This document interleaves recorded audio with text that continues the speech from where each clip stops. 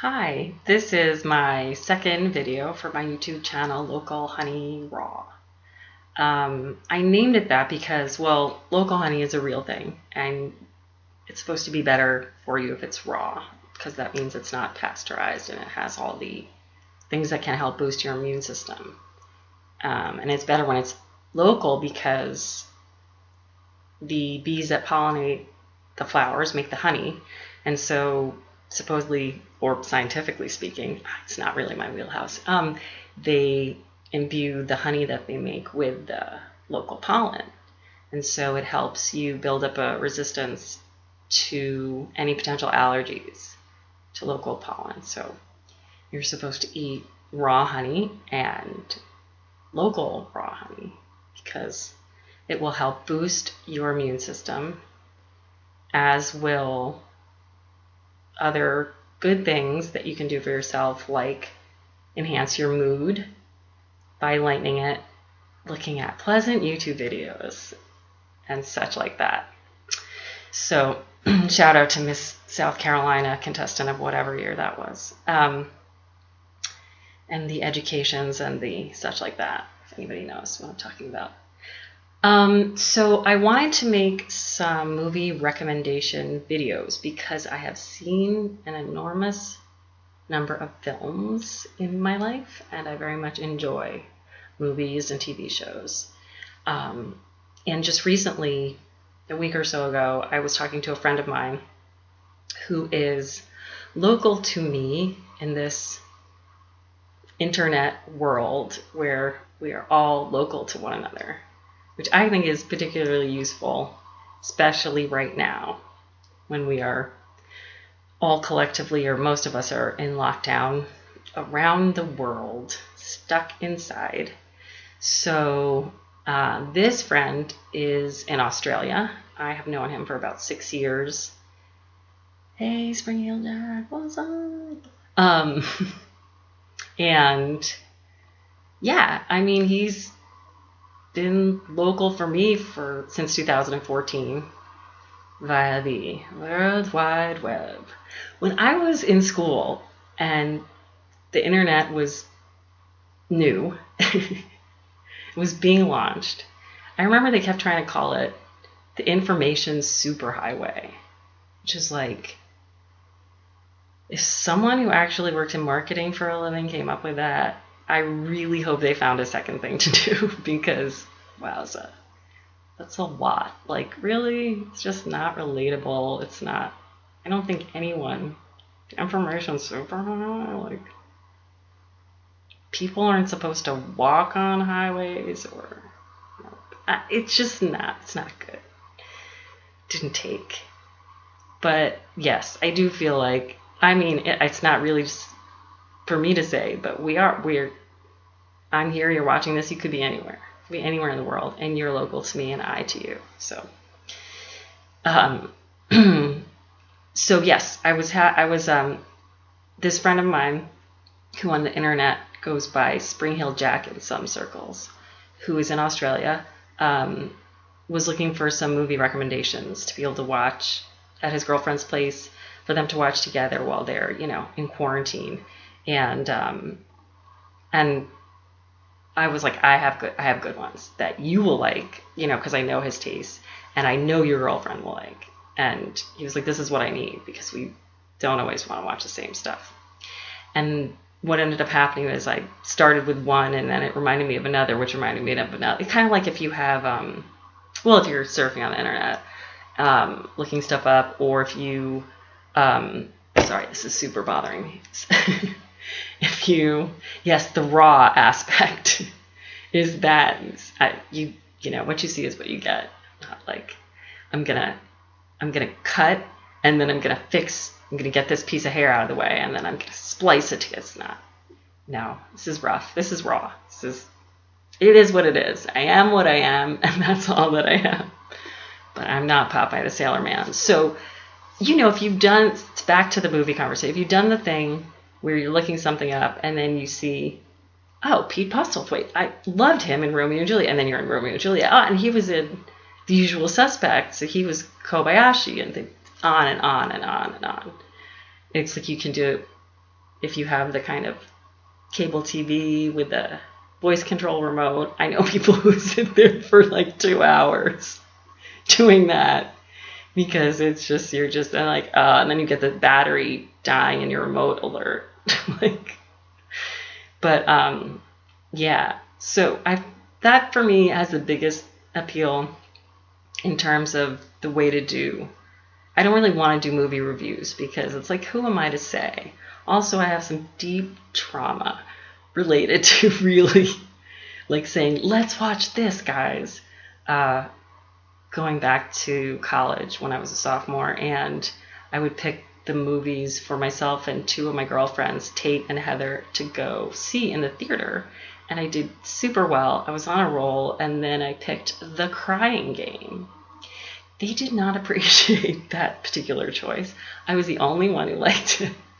And on top of that, it was cold out, and I left my outdoor gloves on the floor of the theater by my feet, by my boots, and walked out and didn't realize it until we were long gone, and we had seen the last show of the night, and the theater was locked and closed, and I never got them back. And they were really cool gloves. They were like thick, kind of like hide, and, you know, shearling on the inside type. They were kind of bulky. They had this nice heft to them. Real winter gloves. They weren't like dainty, skin tight driving gloves. They were just, and I never got gloves like that again. So it's all sorts of layers of trauma, wink, not really serious trauma, wrapped in a, you know, mushu wrap and rolled in an enchilada and a taco of sadness and disappointment. It was just brutal. So I don't really love to say like this one movie. I want to talk about this one movie for this video, because if I do that, you don't like that one movie, that's a bummer. So I'm just gonna touch on a list of movies lightly. And then I want to start with Woody Harrelson movies, because another friend of mine, local through the interwebs, who loves watching and rewatching True Detective Season 1, which, if I'm not mistaken, is that 6 years old now? Is that really from 2014? I think it, or from 2015. I can't remember which. I think it's from 2014, but I could be wrong. But yeah.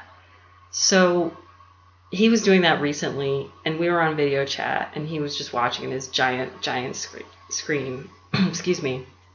And I can never shut up, only around people who've seen it and for whom it's a rewatch, so it's okay to, you know, talk during the show.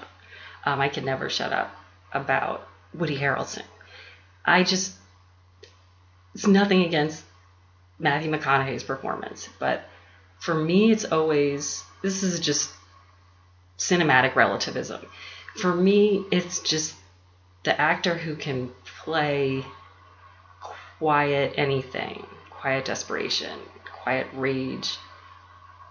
The performance is full of tension, and there's stuff building under the surface, and maybe it's a regular Joe on the surface, but has so much more going on, and maybe it explodes a couple of times. I think of In the Bedroom, which, if I'm not mistaken, is a 2001 release, and how Sissy Spacek, who's amazing, I mean Carrie, coal miner's daughter, amazing, and that picture of her as a cheerleader in high school, which is like, I can't not think of Sissy Spacek without, wait, that's way too many negatives, that's a triple negative. I always think of that, simply put, cheerleader photo. It's like Kathy Lee Gifford.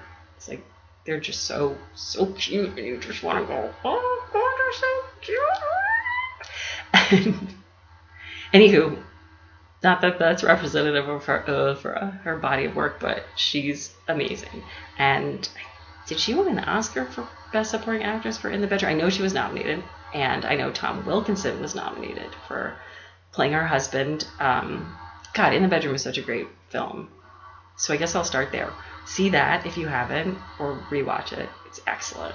Marissa Tomei is in it. Nick Stahl. What happened to Nick Stahl?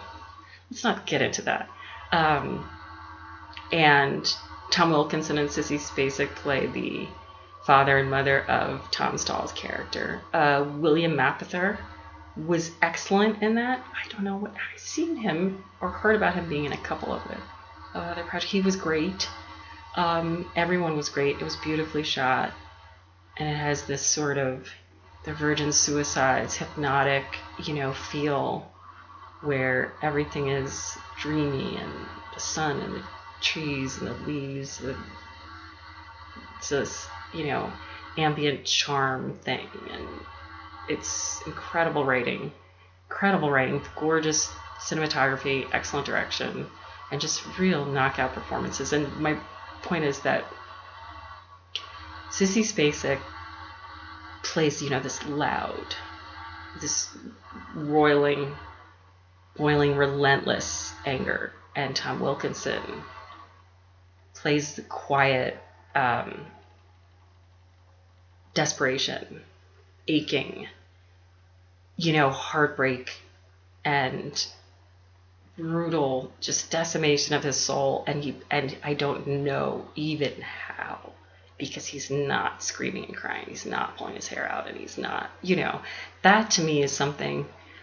It's like, I think all of us, when we look at the piano virtuoso, we look at something we know we could never do, and you just go, how did they do that? That's when I really stop and think that's talent. Because whereas, with the loud anger, the way Sissy Spacek played her part, that was written for her like that. I mean, that's why I think that the accolades, of course, are appropriate, because it's not like she was like, I want to play the screaming one, She played what was written for her to a T. It was excellent, as did Tom Wilkinson. But when I think of her performance, well, not her performance, her part, or Angelina Jolie, for example, in Girl Interrupted from a couple years prior in 1999, as far as I remember, and I believe she won Best Supporting Actress Oscar for that. Where she's literally kicking and screaming, just kicking. If you remember it, I can see it. They're holding her like the orderlies at the institution, and I think all of us could picture ourselves being able to kick and scream. And so when I see someone do something that I just have no idea how they pulled off, like Tom Wilkinson in The Bedroom, I'm always knocked out by that. It makes a big impression, as did Woody Harrelson in True Detective Season 1. And circle back. And yeah, I think he's one of those people, like everyone would say about Juliette Lewis, who just channels their characters. People like David Duchovny and Michelle Forbes and Brad Pitt all said that supposedly about Juliette Lewis in California with a K. I think that's 1993. When she was Adele, and she's amazing, and she says things like, Carrie, I really like your hair. Like, she just does that weird wheezing, like, expulsion of air thing. She's just so funny and weird. Like, where did you come up with all these intricate and complete set of mannerisms that go together and make sense and make a person? Like, you are another person.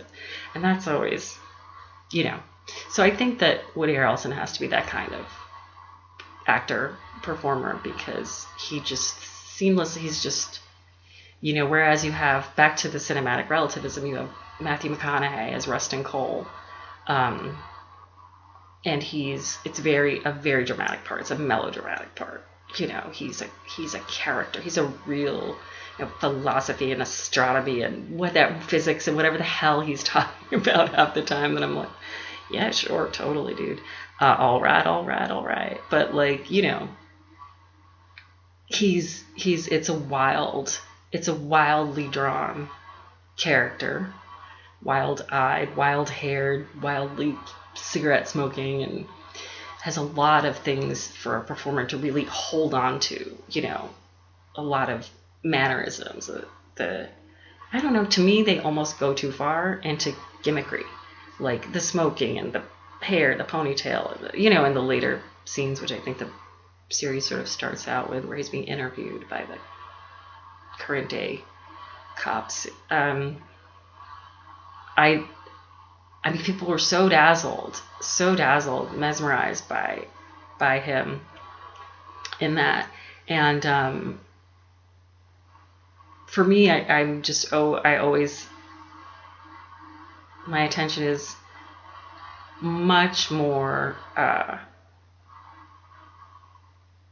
virulently, much more. It's grabbed more. It's much more piqued by the quiet drama, the quiet emotion. And Woody Harrelson, who's, I mean, I barely remember his character's name because he was, I think it's Marty, but he's such a regular guy. I mean, remember, even Rustin Cole is it's like a gimmicky, it's like such a, like a Texas name or whatever. I don't know, Marty, they're supposed to be in Louisiana, maybe, whoops. And just all the actors are from Texas. And it's, you know, it's like he's rusted. It's rusted in. He's rusted.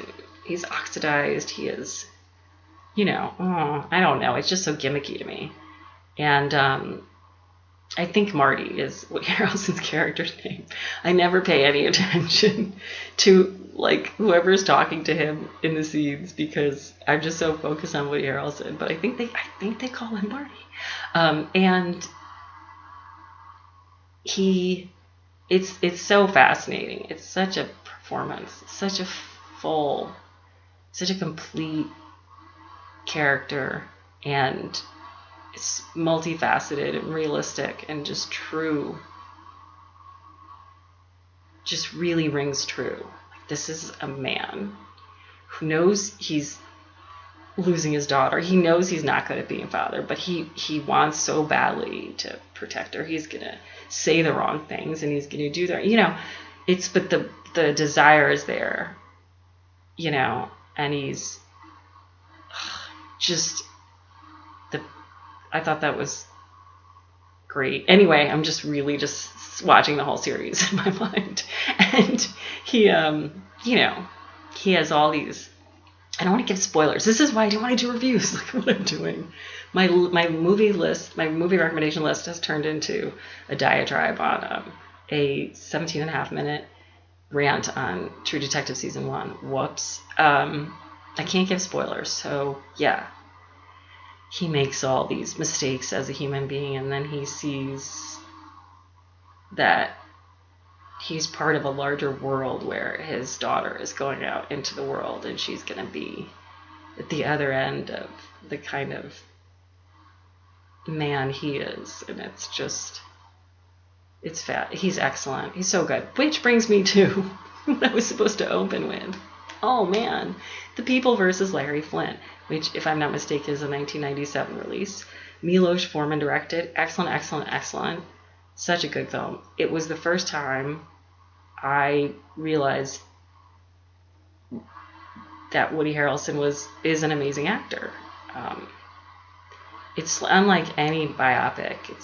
It's exceptional. It's so good. It opens in hill country. And the next thing you know, you're in a strip club because, you know, Larry Flynt, real life character, Hustler magazines, and apparently strip clubs, and you know, again, I don't want to give spoilers. A lot of time is spent in various courtrooms, so it is really a good civil law, you know, for the United States 101.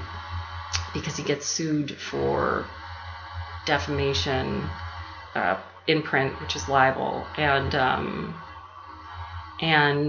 for a lot of stuff gets, you know, because we have freedom of speech here, we have the First Amendment, and so ostensibly we're supposed to have freedom of speech. So a lot of the you know, what he gets sued for gets dismissed right on the face of it. Just the judges not having it, not going to even let that go to court because of the protections under the First Amendment. But so something that, you know, it's really interesting to learn maybe the origins of where this first became something, a statute that was used and kind of misused in civil courts of the United States, is the intentional infliction of emotional distress statute. And you see how Jerry Falwell and whatnot, whoever, come at him with that. Actually, I think it was pretty much Jerry Falwell. And it's an excellent movie. Edward Norton plays his attorney, who, if I'm not mistaken, is named Alan, and that's all I remember about him. And then, not Alan Dershowitz, even though it's based on a real-life character. I'm pretty sure his first name is Alan, but no relation by first name. You know how most people are related. But Courtney Love is excellent, is really stellar as Althea, Larry Flint's wife. She was just a knockout in it. It was really good. And it's a great love story between Larry Flynt and Althea. And I think it's a love story for people who like Sid and Nancy, Gary Oldman and Chloe Webb. I was about to forget her last name and say Sevigny, but I'm like, no, wrong generation. Chloe Webb, who was in a show called China Beach when I was a little kid that I loved. Probably shouldn't have been watching, but I was in charge of what television I got to see, so it worked out. And Dana Delaney, China Beach, and the redhead guy who I had the biggest crush on. I was just in love with him. And anyway, so Chloe Webb is Nancy Spungen in Sid and Nancy, and Gary Oldman. I think that's a 1991 movie, but I didn't see it until after I had seen, maybe right before I had seen People vs. Life. But it's a similar, it's like Romeo and Juliet on a lot of drugs. If you like a real sort of rip your guts out and look at them while you're sobbing your heart out love story, then you'll love that aspect of People vs. Larry Flynt, and you'll love Sid and Nancy. Very punk rock. And there's just one line about that Woody Harrelson has as Larry Flynt about people not wanting to shake Althea's hand. You'll see. And it just destroys me. I could see that movie 40,000 times and I would probably still just it's my version of crying. Every time.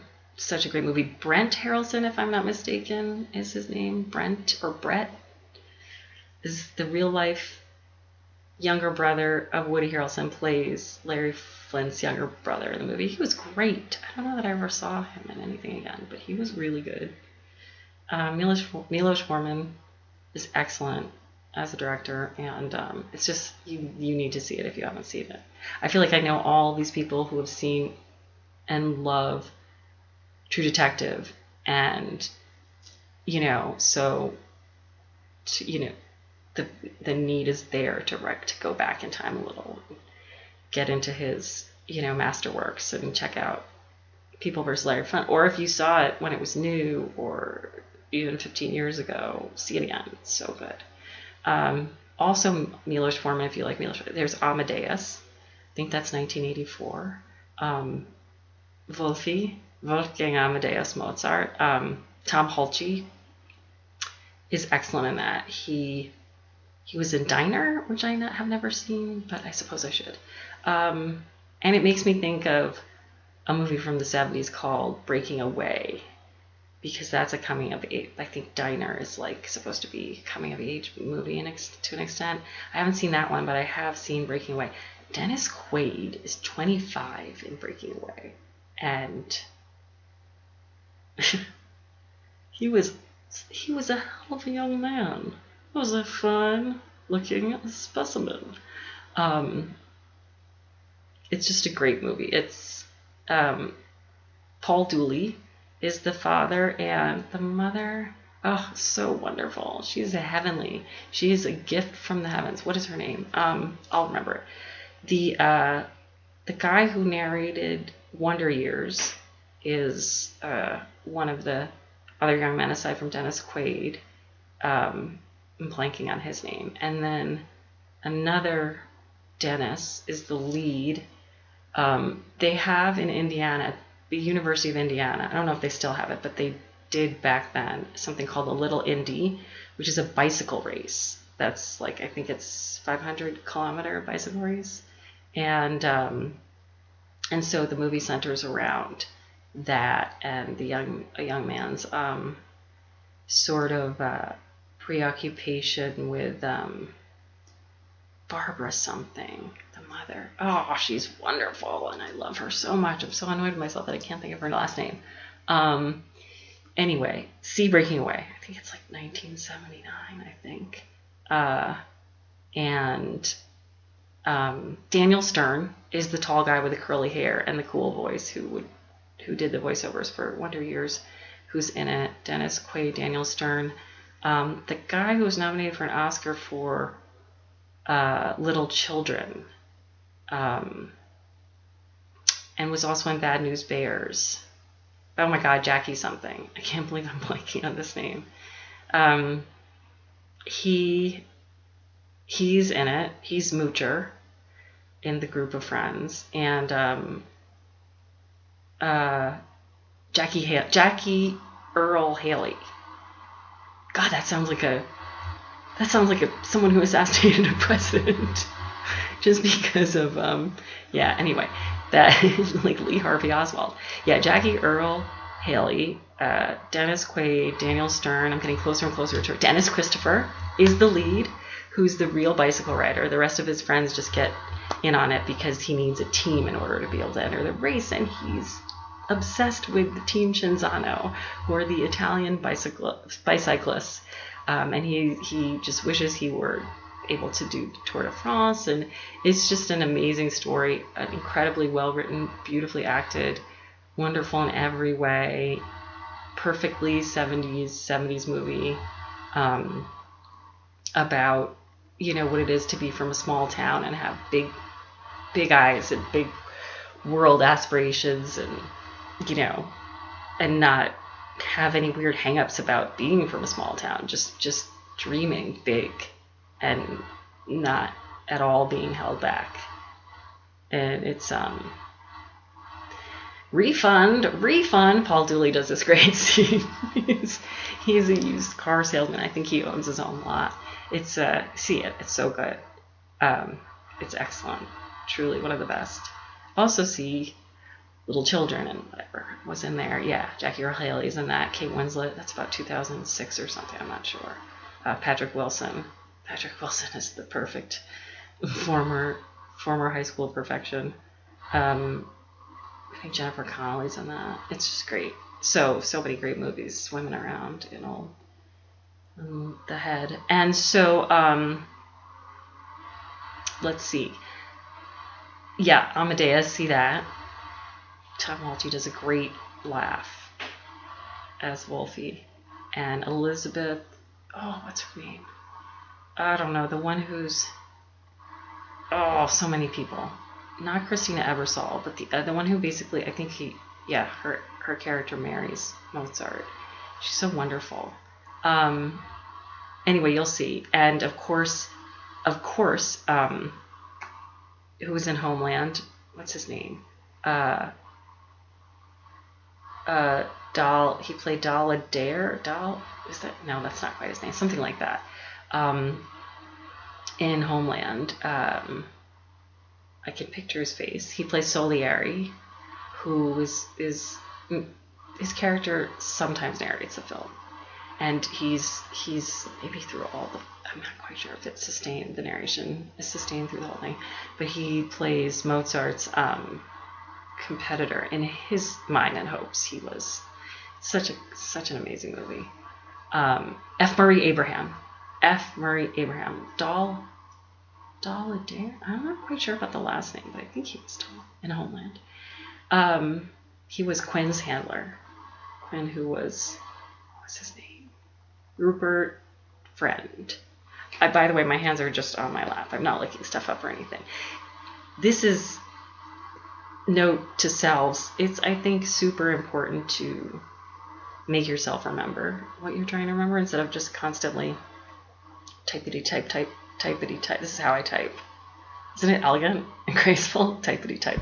Instead of just looking everything up because, you should make your you keep your brain in shape, make it work out.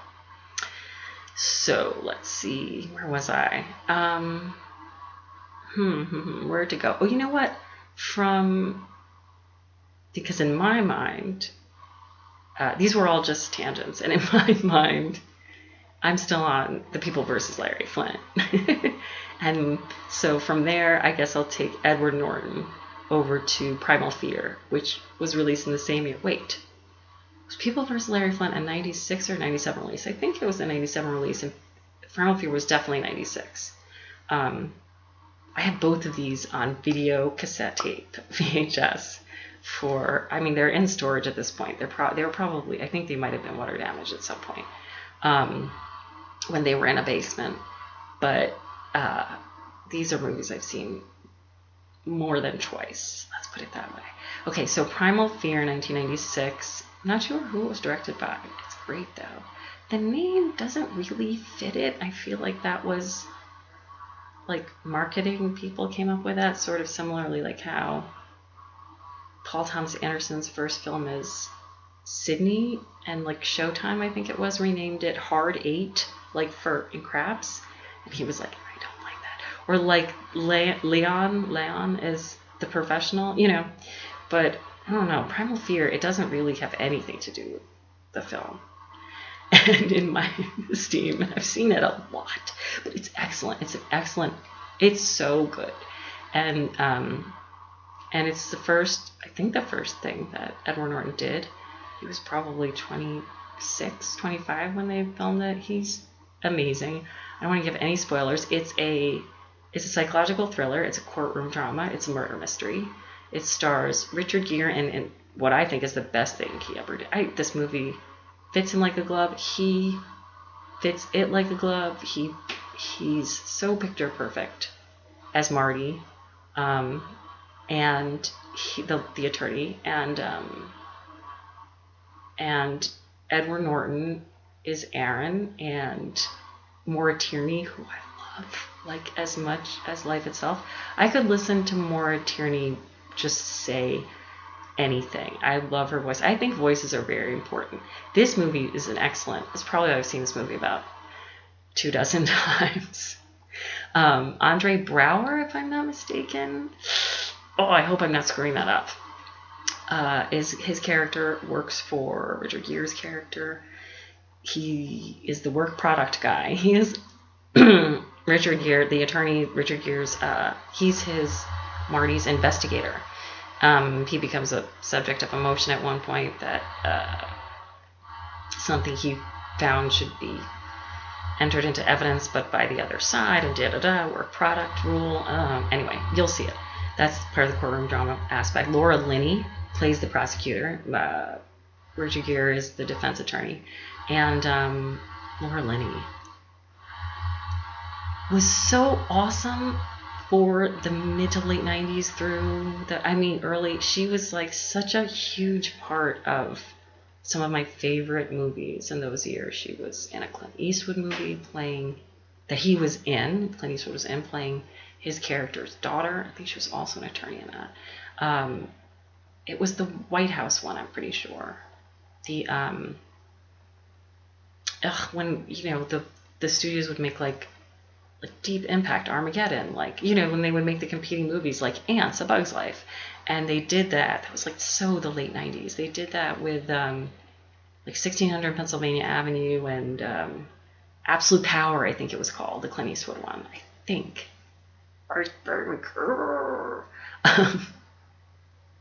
Yeah, I love Laura Linney. She's amazing. P.S. Just P.S. Not P.S. I love you. P.S. See that sometime. Topher Grace. The best thing he ever was involved in by far. That's an excellent movie. I believe they filmed that on the campus of Columbia. That's from the early 2000s. Really good. Not something that anyone I knew had seen. Just thought, I'll just give this a try. And I loved it. But anyway, back to Primal Fear. It's just so good. And yeah, the voices. So many amazing voices. Andre Brower, Maura Tierney, Richard Gere has a great voice. Edward Norton is great. Frances McDormand has a supporting and integral part in Primal Fear. She has an excellent voice. I love her. Who else could be the main draw to such a successful movie that was named 3 billboards outside Ebbing, Missouri? Like, really, I love that. It's like so the opposite of Primal Fear. That only Martin McDonagh, playwright and screenwriter, filmmaker Martin McDonagh, who made 3 billboards, only he could pull that off. You know, it's like, I'm not going to shorten it. I'm not going to make it Hard 8 or, excuse me, The Professional or Primal Fear. You know, I'm going to make it 3 billboards outside Ebbing, Missouri. Another film in which Woody Harrelson is amazing and breaks your heart. I just love him so much in that movie. That's a great movie. And in 3 billboards, in which Sam Rockwell and what's that guy's name who's in everything, who held House MD hostage once, and Zilchko Ivanek, I think, I don't know if I'm saying it right. He is, I don't know, he's not the sheriff, but he's like kind of the boss after. I don't want to say anything. I'm going to give spoilers. And so he's great. Woody Harrelson, great. Sam Rockwell, Frances McDormand. And then, you know, the boy that plays her son, he plays the nephew in Manchester by the Sea, Casey Affleck, who's the main character. He plays Casey Affleck's nephew. He's like Lucas something, Hodges maybe? Lucas Hodges? I'm not sure if I'm screwing that up. But that's another great one. And here's a great loop. So Laura Linney's in Primal Fear, which you need to see, with all of the great voices. Oh, John Mahoney, another amazing voice, who I never knew was British. I mean, I never knew that he, rest in peace, was British, and then came to him. I didn't even know Mr. Fraser's dad, you know, John Mahoney.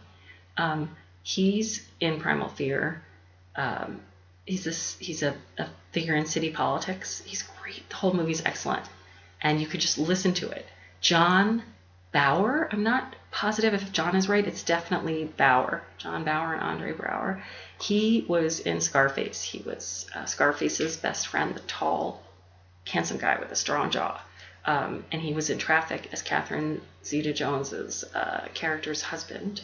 He was, you know, well, I won't tell you because that can be a surprise, in Traffic. And so he's in Primal Fear. It's just like this giant, excellently talented cast of people with excellent voices that you could just, I could, because I've seen it so many times, put it on and like fall asleep to them talking, because it's so much talent in one movie. Okay, so to go in kind of a loop, well, all my tangents are loopy, but a loop of a tangent is that Laura Linney's in Primal Fear, and with Woody Harrelson and what brought me to 3 billboards before? Oh, Frances McDormand. Yeah, Frances McDormand is in Primal Fear. She's a psychiatrist.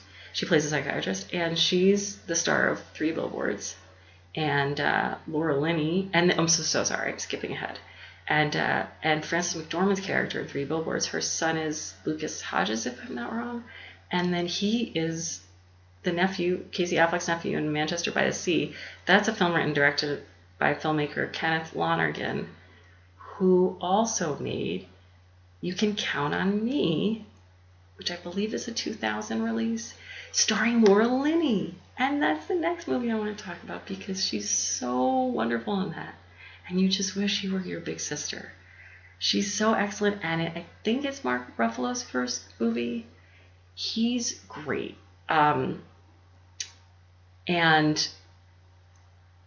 just if you are a superhero movie person and think, I really like the Hulk, you know, I want to see a small dramatic character study film with a lot of humor and light moments and sweetness and extreme amounts of charm.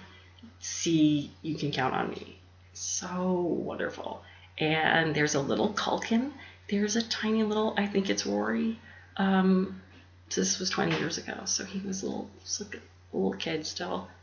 And he's amazing. Those Culkins, man, child actors extraordinaire.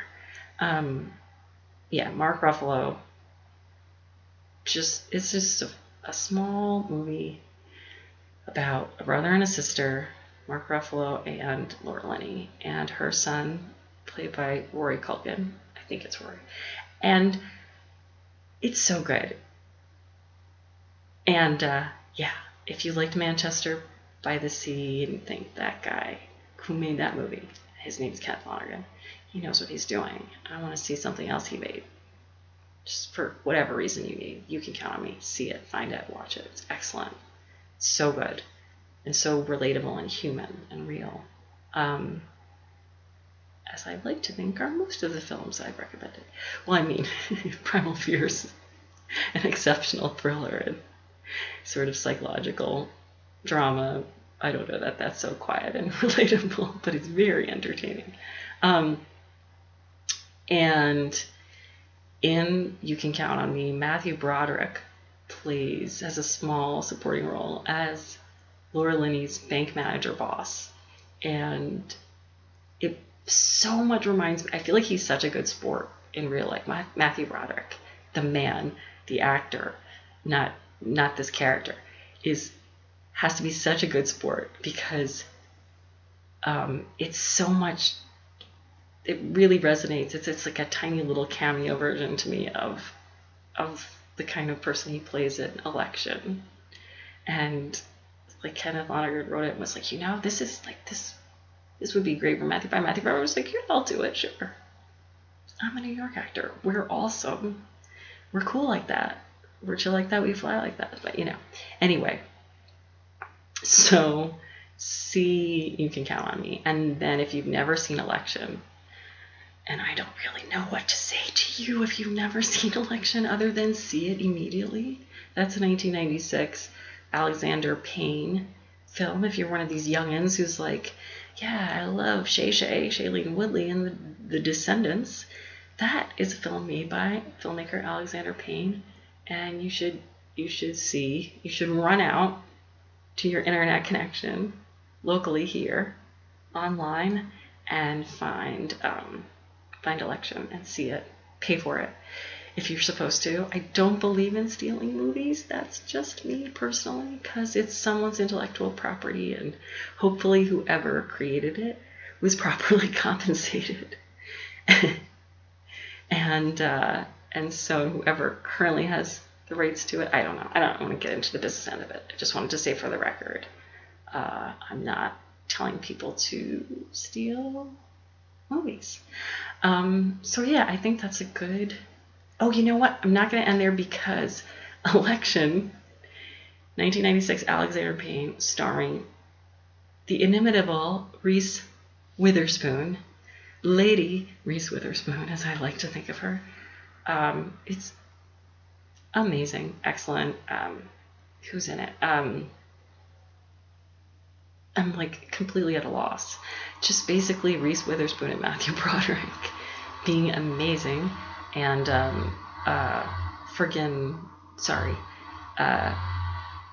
it makes me think of another film of hers that I believe was released that year, which is an independent, wacky, quirky movie called Freeway. And if you haven't seen Freeway, you really must. I probably said amazing about 5,000 times in the past 44 minutes, so I will refrain from saying amazing. But it's excellent. Can I get away with a little more excellent? And I know I said excellently, but I'm not sure I said it. Anyway, it's fantastic. It's Kiefer Sutherland and Reese Witherspoon.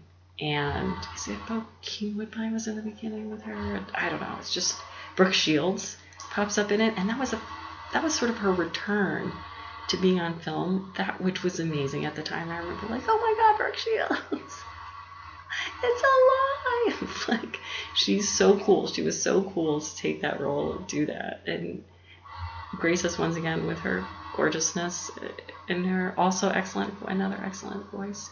I'm trying to, is anyone else? It's so great.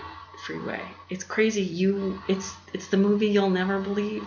Reese Witherspoon started as a young woman. I think she was like 20 when they made that. So good. So I think that's a good stopping point. Oh, Chris Klein. He's another one who's in Election. He plays he's somebody's, I don't even know the girl. She had big blue eyes and black hair, and who plays his sister. I don't even know, Chris Klein of the American Pie films. But yeah, anyway. Also, an Alexander, and I don't know who made Freeway, but you could look it up. I recommend Wikipedia just because it is locally sourced by our internet neighborhood, and it's not plastered in ads. And so give them some money every once in a while and read their articles. I'm not a fan of the devolution of how the let's say movie databases have devolved into just really assaulting your senses with advertisements, like still video, click, don't click. I mean, you can't get to the content. My laptop, which you probably heard in the background humming now and then on its last leg, can barely handle it's just such an overabundance of ads, really, and it's such a resource hog. It's so not worth using. I don't like to use it at all. Them's fighting words. Since they're owned by who, what, which is owned by who owns the world. But not that important. So some recommendations somewhere in there. Not really sure. But since I talk so much, it's not like they fly by. I think I said every title a few times. So I said, see it. You must see it. See it immediately. I like to keep it simple. Get to the point. At some point. I have to get to the point at some point. So this has been movie recommendations and a lot of other words from G. Hello, everyone. On my now semi-official YouTube channel, Local Honey Raw. And you kind of know where I got the name from. I hope it's good for you. I hope it boosts your mood and your immune system, and you figure out which of these, if any of these movies you want to see that you haven't already seen. Rewatch some classics that you've seen and enjoy them. And I'm going to be so hokey about this local theme. And all my neighbors, mate. Okay, that was an amazing Australian accent. That's not a knife. This is a knife. No, that's horrible. Anyway, I don't think this is the kind of way that anyone holds a knife in Crocodile Dundee. But yes, that was for Power Ranger. Hi, Power Ranger, who referenced Crocodile Dundee to me recently, currently, since the post is still there online. Such is life. Such like that. Thanks for stopping by and for watching and listening. I hope you got some decent recommendations out of it. And I feel like my ramblings on True Detective at the beginning are a good way for you to get your footing or get a feel for my tastes in the visual arts and arts and entertainment. So if you're thinking, I don't agree with her at all, or I don't agree with her, but I don't agree with her and I can't see her point at all, and she's just cuckoo bananas, then, hopefully you stop the video right there, and I don't know why you're still watching, but, or you could think, I never thought of it that way, but interesting take on it. I don't know. I hope you like some of these movies. Oh, bonus round. House of Yes. I don't know. It just popped into my head. Parker Posey. Probably because, I'm kind of ADD right now. And when I think of ADD, I think of Parker Posey. was she called Darla in Dazed and Confused? She was the one hazing the freshman cheerleaders and hosing them down with with squeezed bottles of like mustard and ketchup, like, fry you little piggies. Oh God, I love her. I'll talk about Parker Posey next time. Ooh, that's where I can open next time, House of Yes, and then I can go down that road and then down other lanes. Have a happy day, good morning, good night, wherever you are, whatever you're doing. Stay safe, stay happy, and stay healthy. I'm gonna click this off now. Gotta find the right button.